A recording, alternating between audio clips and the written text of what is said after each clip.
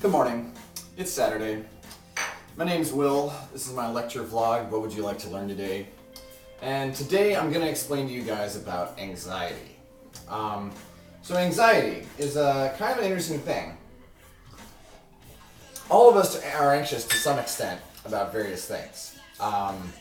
Meeting new people, public speaking, they're common things, okay? But when you have an anxiety issue, usually means that you are either anxious in social situations, like that you're worried that people are going to judge you or that you're going to do something stupid and embarrass yourself. Or you might be have an issue about a specific activity, like eating food in public, or I don't know, you're really worried that something's going to happen involving dogs or that sort of thing, okay? So there's sort of, if we're looking at anxiety disorders, there's general, and then the specific. Okay?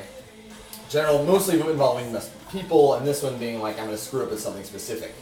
And you're fine every other time, but as soon as you have to eat a hamburger in public, or as soon as you have to interact with a dog in some fashion, you get really anxious that you're going to screw up. Okay? So people who have anxiety disorders often tend to avoid whatever it is that's making them anxious. In the case of general, they avoid people. In the case of specific, they avoid the activity. Okay? And the reason they avoid it is because when they're around this, people or whatever it is, they get really anxious and they get these sort of physiological symptoms. They feel stupid. It's kind of like the anxiety that they have about the issue triggers their fight or flight response. And that can be a little disconcerting sometimes. Let's see. Anxiety disorders are slightly more common among women. I think it's a 3-to-2 ratio, women to men. So the problem is that if you're anxious about something, the more time you spend doing it, the more anxious you get about it. Okay? Because your anxiety about worrying that you're going to screw up distracts you, makes you screw up, then you get more anxious. Okay, so it's a positive feedback loop that's hard to overcome. Okay, people who have anxiety issues often they tend to self-medicate to kind of calm them down, to make them less anxious, like booze, pills, weed, whatever. This works pretty well at first, but the problem is that a little bit later they tend to overuse because they're trying to make sure that they're not anxious. It takes larger doses, they start acting stupid. That makes them do embarrassing things, that makes them even more anxious, and then if they try to quit the drug, they go on withdrawal, and that has other effects that amplify the anxiety as well. So the upshot being that a lot of the people who have anxiety disorders, if they turn to self-medication, end up going either into full-blown alcoholism, often comorbid with a panic disorder, which is like an anxiety disorder on steroids, okay? If you're anxious, you get anxiety attacks, which is just kind of you feel kind of... You know how when you're high and you're you start thinking that everybody can tell that you're high, and you get kind of paranoid and worried about your social behavior, did I fuck that up? Was I supposed to say hi to that person? Or that's what it's like to have an anxiety disorder. When you have a panic disorder, that's the anxiety disorder on steroids. Okay, that's where you get panic attacks, which is basically you get so anxious about something that it triggers the fight or flight response to a high level. And you get really ready, life or death. And most people, when they get this, they don't realize that when you get that kind of panic disorder, you need to go run around. Your body all of a sudden starts producing tremendous amounts of energy, and it changes the whole blood flow pattern of your body. Your brain gets kind of ignored in favor of muscles, that sort of thing. So if you don't run around, if you don't use this energy boost, your body kind of toxifies. And it really can do some nasty damage to you, right? And then you end up being there. You're already really frightened, and then you have this panic attack, and then you end up getting frightened that you're going to get a panic attack, which makes you get panic attacks all the more frequently. Is really kind of elegant. So, escalating up to panics. Okay. All right. So these are the anxieties. All right, and then up through, usually repeated exposure is what it takes to get it up to a panic disorder, okay? By which I mean, it's like classical operant conditioning. you get embarrassed or you screw up, and because you're hypersensitive to it already, it makes you more anxious. It makes you more likely to screw up, so you keep screwing up. Every time you screw up, it makes you more and more anxious. Okay? So, let's see. They think it might have something to do with the amygdala or maybe the anterior cingulate cortex, but they're not totally sure. Options for treatment, there's all the drugs, there's the selective serotonin reuptake inhibitors. Those are okay, but they have sexual side effects, and they kind of tend to make you have a flat affect.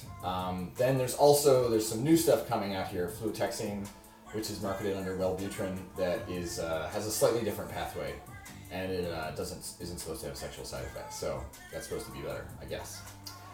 Really though, a lot of it is supposed to be with like the psychological part of it, and my recommendation is if you're having anxiety issues, if you have general anxiety, you need to be a little more assertive in social situations. There's been a lot of research that shows that there's a coordinating factor with people who are passive in their interactions with others. Usually comes off as being polite, but really it ends up being not good for you psychologically. So you need to be out there more, okay? Go into situations with like knowing something that you want to accomplish in that circumstance and try to accomplish it. This will make you think less about your own issues and more about accomplishing something. Let's see.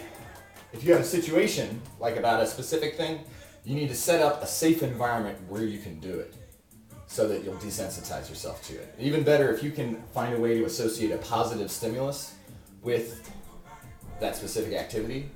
So like if you have a thing about eating in public, like try eating in front of your family and friends and like let them know ahead of time, this is kind of, don't make fun of me. Like praise my food eating abilities. In my family, we actually had something called the Pesto Olympics whenever we ate pesto, because me and my sister made a huge mess. So our parents made a big deal about it and would have us compete to see who could eat pesto the most neatly. So I guess that made us think less about being messy and more about being neat. So you can do something like that. Just try to reframe it. Okay? All right, so that's anxiety. Now, the lightning round. Okay. Lightning round, dental floss. Dental floss was originally made out of silk back in the 1800s. It wasn't until just before World War II that they switched over to nylon, which works a lot better because it's more abrasive and it is more resistant to getting cut, okay, which is because teeth are sharp, okay? The cleanest bottled water, I don't know. Personally, I don't trust any of them. I take all the water that I buy and I distill it so that I know that it's pure H2O. I don't go the full length. Some people deionize in addition to that. I feel like that's maybe taking it too far. I want it to be somewhat natural, you know. I'm kidding. I don't drink bottled water. Out of the tap is fine. Aliens, sure. They got it. Yeah, something. Maybe not intelligent, but there's something out there. A lot of people are talking about Star Trek lately. In Star Trek, there's the Prime Directive that you're not supposed to interfere with developing alien cultures because it would like pollute their culture. It's sort of like supposed to be the responsible response to the that whole thing with the Indians back in the day. So we try not to do that.